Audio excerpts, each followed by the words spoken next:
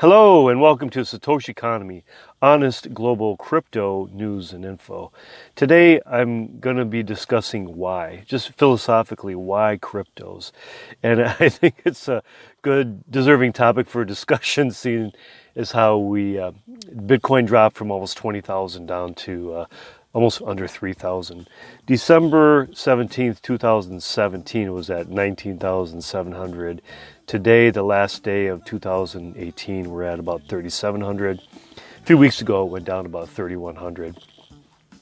At the end of the video, I'm going to mention three individuals or sources for really good information.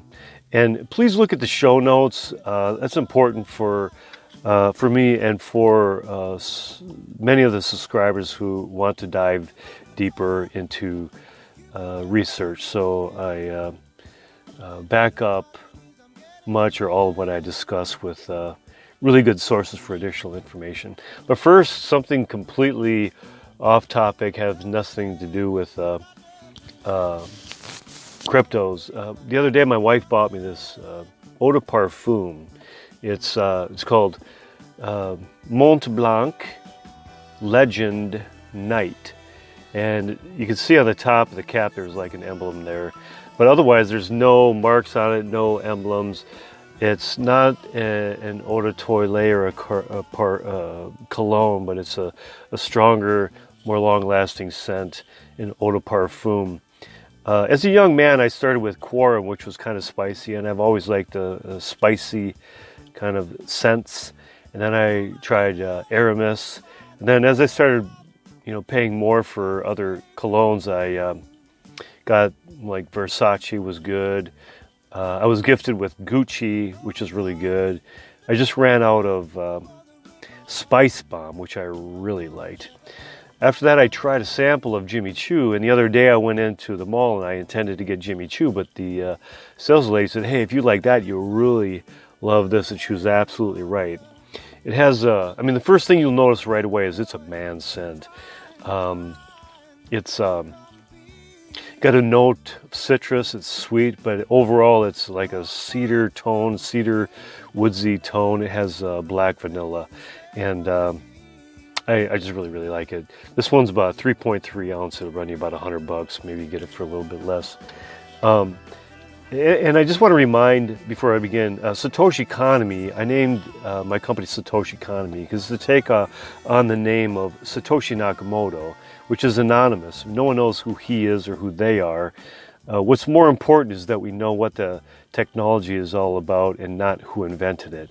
With SatoshiConomy, I don't care about getting my name or my face out there. I care more about getting the message. So with that said, there's three reasons why I am involved in crypto.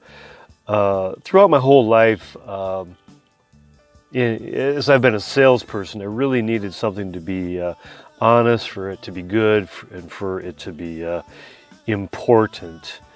And I've made a vow in my life to not lie, so I try to stand by that. And in sales, I really wanted to be able to have something that I could wholeheartedly, stand up for. So with cryptos, it certainly is honest. It's an open ledger technology. It's transparent. It's open for everyone to verify. It's excellent in the sense that it really, truly affords all people on earth an opportunity for wealth participation and also wealth creation, even to the point of transgenerational wealth. It's also important in that sense because if any of us just randomly ask 10 people, as far as materialistically speaking, not spiritually or eternally or philosophically, what's the most important thing, but on earth here, materialistically speaking, what's the most important thing? Hands down, I think the response that we would get most often would be money. It's what pays for the party. Someone who I worked for, they told me this once, and I really liked it. He said, "You've got to work. It's what pays for the party," and it's really true.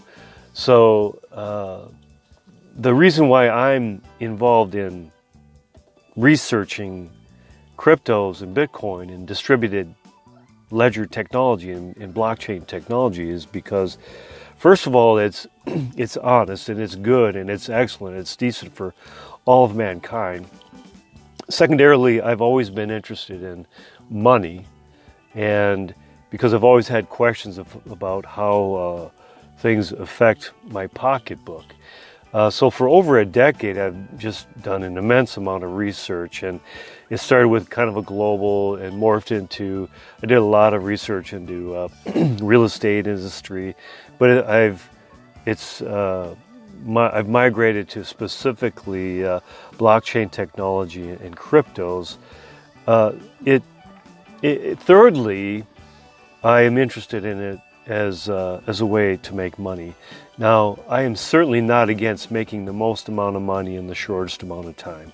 I mean, after all, if I'm going to go, work hard and break sweat on something, I might as well go for what I can make the most at.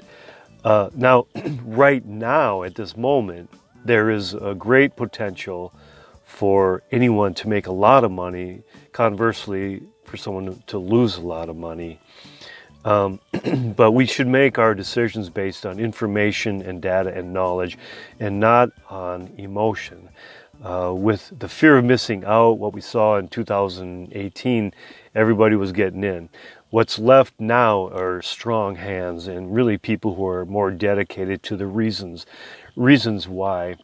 So we shouldn't make our financial decisions based on emotions. So for the time being, there's a great potential to take advantage of that, because there's going to be what's happening right now is a great transfer of wealth, unseen in the history of mankind since at least the 1800s. Back in the 1800s, with the oil industry, what we saw was great national acceptance and worldwide acceptance in the oil industry of all sorts of products. But Rockefeller, they say in today's dollars, had an empire that was worth $350 billion with a B. But presently what's taking place, and the reason why digital currencies are so important are for three main reasons. One is the global population. Another reason is technology, and the third reason is just because of the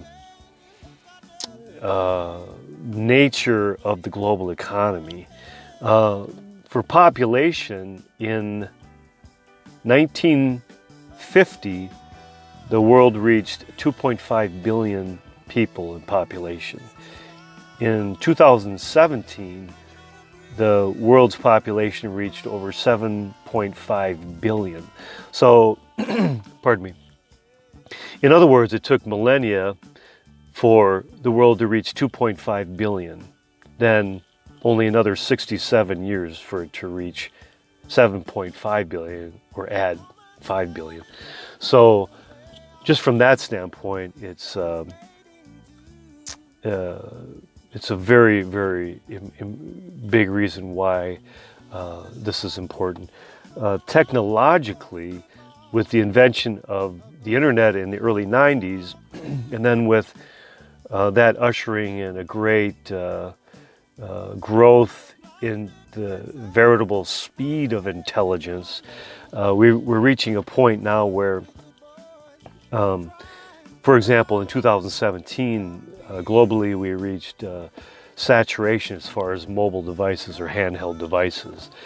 When you couple that with practically everyone on Earth being able to communicate even visually with anyone else on the face of the Earth, 7.5 billion people, like instantaneously, that is a big reason why digital currencies are so important. One of the most important things that I think happened in 2018 was just that it became part of the global narrative. Previous to that, whenever things were spoken of about it on a global scale, it was largely FUD, or fear, uncertainty, and doubt. And certainly that's going on still. But what is happening much more is people people in high places and important positions are discussing it. The central banks are talking about it. Presidents. It was discussed in the United Nations. Sovereign nations are legalizing it. So, what happened in 2018? It really became more widely accepted as far as what everybody's talking about. So, that's going to bode well for the future for Bitcoin and blockchain and digital currencies. I just crack up when I hear some of the people who in the past or up until Bitcoin, they've been highly regarded as far as financial advice or comments, and so many of them say, well, it has no intrinsic value. But what they mean is that I can't wrap my head around something that I can't see having any value. And in other words, they're just saying that they've never really depended a lot or used a lot or taken advantage a lot of the digital internet and futuristic technology. Well, this is what's taking place as we speak. Money is going digital. And whoever doesn't get on board with it is going to be way behind. In 50 years, yeah, there'll still be some greenbacks and currency, I think. But what's taking place is it's just a natural innovation. It's a natural progression of technology. And it's called blockchain technology and Bitcoin and cryptos and distributed ledger technology. So, but what they represent, the reason for the why is because it's open source. It's honest. Everyone can see it on an open ledger. It's borderless. It doesn't have a flag. No nation owns it. We, the common people as a whole, really own it or utilize it. It's excellent. Someone the other day, for example, sent $194 million across the world, and it cost 10 cents. If that would have happened through the banks, it would have cost hundreds of thousands and probably into over $1 million for that to transact. And so it just is a very small example of the power of this technology. It is censorship-resistant. It's peer-to-peer.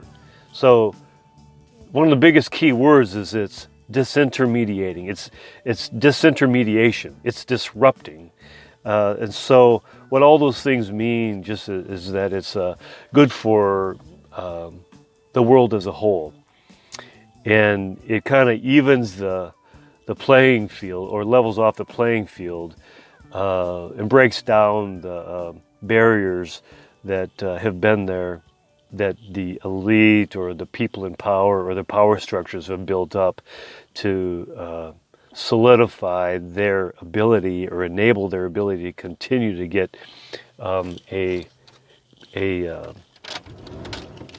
for them to continue to get a cut of everything along the way. So that's kind of it as a wrap. I want to encourage you to check out RT. It stands for Russia Today. They have offices in Washington, D.C. and Russia. It's just a really good additional source for alternative information. They have over 1 billion views in news. I think they're the first news source that did that. Also, the X22 report. The guy who runs that, he just really is for. He does a lot of information having to do with the collapse of the economy, and he gets the information out to as many people as possible because he thinks we all deserve it. Also, check out Ivan on Tech. I really like his accent. He has really improved a lot throughout. I think he's actually been on for close to 2 years now. and just the quality of his videography and reports is really top notch. And he's just very intelligent. He's got a really good technical knowledge, and he can explain it really well. He's doing a series right now on I think it's decentralized exchanges. So please look at the show notes. Be reminded that this is the reason why we're doing this is because it's really good. It truly is good for the common man. We can make some money while we're doing it. But even after all of that, say 10 or 20, 30 years down the road, it'll just be, it's a good technological way of disintermediating people who have made too much money throughout the years in an unfair way.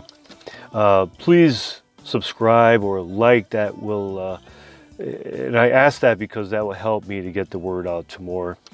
Until next time, peace.